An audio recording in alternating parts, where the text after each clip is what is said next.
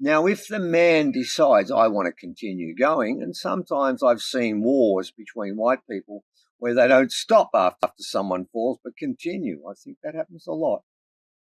If they continued, the woman would call out, he is not listening to my instructions, and the men would come and bash that guy into a pulp because he broke the law.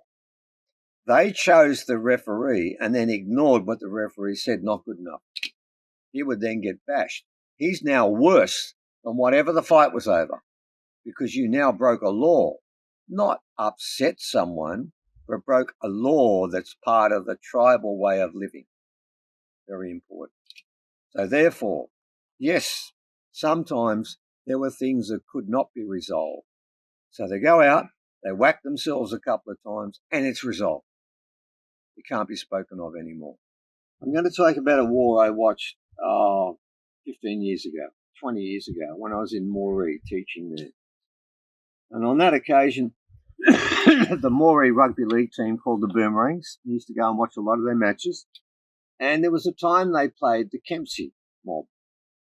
And Kempsey's on the coast, Moree's inland, they're both in New South Wales. And this was well known. And that I knew the referee there, and I used to pity him when he was doing that match. It wasn't a football match. It was a war. And Kempsey hated Moree, and Moree hated Kempsey. I think there's a few other groups that don't like the Kempsey mob either. I don't know why. It's not my business. But I'm saying one thing. That was warfare.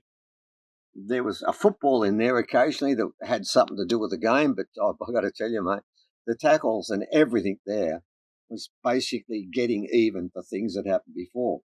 Now, the reason I want to talk about that, I want to use that as a fairly recent example of one war I want to talk about that took place in the 1850s in Lismore. And it was basically a football match, right? Except there were spears and other devices involved in there and shields and all sorts of things. But let me explain how this war football match came about. Every 10, 12, 15 years, the Bundjalung Confederation, which is a group of 13 tribes, a language group. They're not all Bundjalung. There is one group that's called Bundjalung as such. It's a Bundjalung Confederation. But there's Midginbul, there's Githabul, Naraqwal. There's all different groups within those 13. Well, they decided they had to have, and I'll put inverters of commas around this because it isn't a war, but we'll call it that.